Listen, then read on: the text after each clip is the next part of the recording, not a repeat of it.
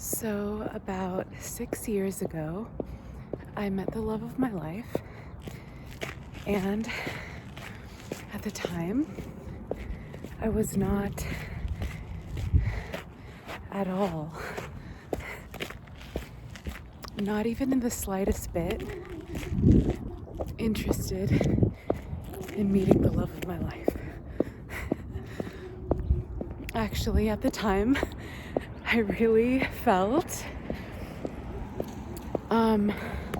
completely 100% focused on myself, my path, my mission, and really anchoring in stabilizing myself and in my life in different aspects. And I even remember someone asking me at work, they were like, so, what are you looking for? What do you want in a relationship, or what type of person, And I remember thinking and I remember feeling, I'm not interested in that at all right now. And I really wasn't. I really wasn't. And I was just focused on me and what I needed, what I wanted at the time, since it was 6 years ago. So very different person then.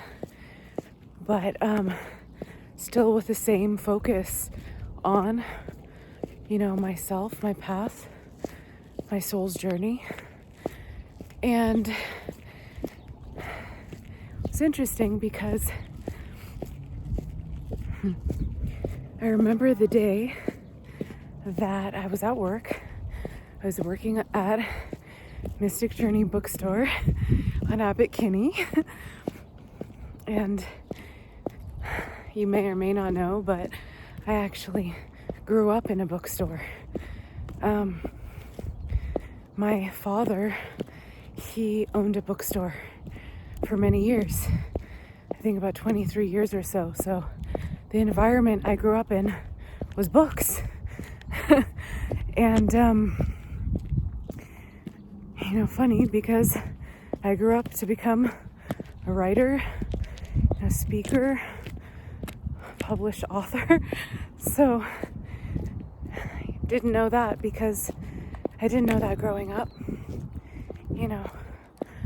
But anyways, so I was working 6 years ago at Mystic Journey bookstore in LA, and it was kind of fresh in LA too. I was excited to be there. I was like, every step I take, I'm on my most abundant path. Everything's opening up constantly in perfect alignment with each step I take. This was a huge energy for me as I was opening, because I went there, with the intention to have options, actually, because I'd never really lived in a city before, and I felt like I needed to be in a place with more options. And so that's why I chose LA, because I really wanted that, and I needed that, and I wanted to expand, and I wanted to feel expansive, and so that's the direction I wanted to take. So I finally, after 2-3 months, I think, a few months of marinating in what is my next step, what do I want to do at that time, I chose LA. So that specific day in LA, as I was working at Mystic Journey, I remember my partner walked in, and I remember seeing him walk in. I remember the exact moment. I didn't know he was the love of my life at first. Okay? He recognized me immediately, but he didn't let on about that at first. He didn't let me know that. And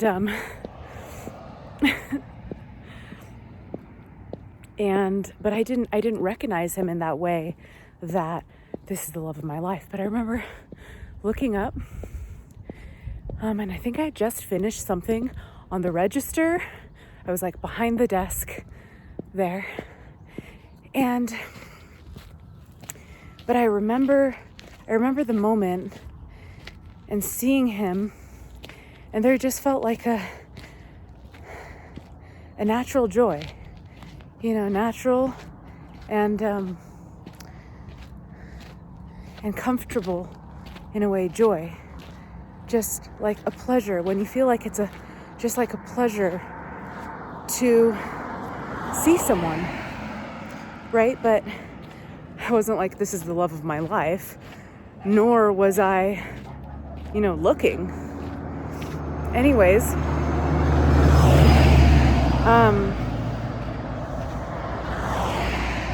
I think it was that night. Was it that night? After work, I believe it was that night, that very night,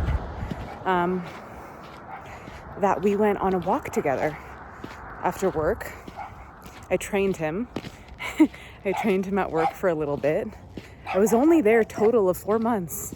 So it's like interesting because sometimes you might be taking steps upon the path that you're guided to do something or go somewhere. You don't know why it is you're guided to be there, why it is you're guided to go to a specific place, but this is why I feel it's so important to listen to your intuition, because your intuition is scientific. Your intuition is your soul's guide through this life. And when you follow it, you go to the right places. You go to the right places at the right times for yourself. So anyways, we ended up going on a walk. We walked on Abbot Kinney. We went to Santa Monica. We all just walked, went to the stores together, but we were walking and talking the whole time. And I was really enjoying the conversation. Really enjoying it. It was the most fascinating and interesting conversation I'd had in a very, very long time. And just spending that time together was already revealing a lot. I was just thoroughly enjoying it, enjoying every moment, enjoying the conversation. And conversations are so important to me because conversations are life. Conversations are how we go deeper into self and how we unfold the mystery and live it. So it's why, the nature of my work, it's based on words, on word magic, on spells. Words, conversations are, magical tools for opening up what you desire to experience. So within this unfolding, we went to dinner. We had sushi that night.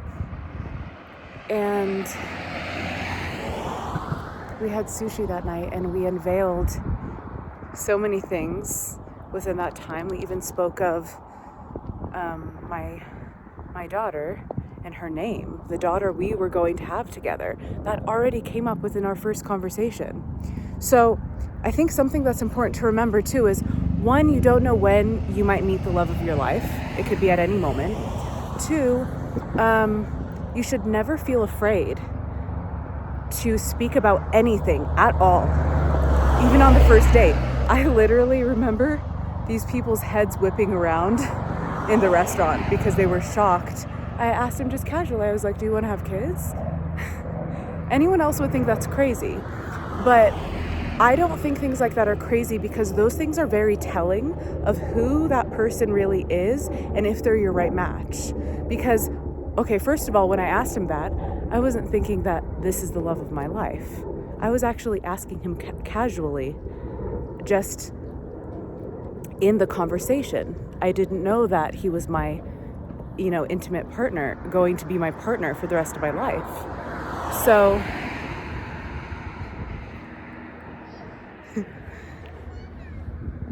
so I think it's important, when you are embarking on your journey and in your magic, and you're trusting yourself, that you're not afraid to ask those questions to the person. If you're dating, if you're, opening yourself to be with someone, all of these things, because the love of your life is actually going to completely resonate with what you have to say and who you really are. So you don't have to hide yourself. You don't have to go behind veils. You can relax. You can be yourself, because it's like you're going to end up attracting the wrong people in your life if you're not yourself, and if you can't be who you really came here to be. So, as you relax into yourself and become very clear with who you desire to be with, the kind of being you desire to be with, then what you're going to do is you're going to call that person in. You're going to bring them into your life, because when you show up and when you meet each other and the veils are off, you're not holding anything within your being, and you're not putting anything on, okay? Then you give yourself the opportunity to meet your actual true love, your partner, because you're not holding those veils before your face. And that allows them the ability to even recognize you to begin with. So it's important, as you move and as you open yourself to meet your divine partner, that, don't be afraid of all these cliche things that are ridiculous, that say, don't ask these questions, don't do this, don't do that. There's no rules. It's about being who you are and showing up as you are, because your divine partner cannot recognize you if you're not being who you are. Within that first conversation I had with my partner, we were able to recognize each other. So, okay, my daughter needs me now. But anyways, I hope this is helpful.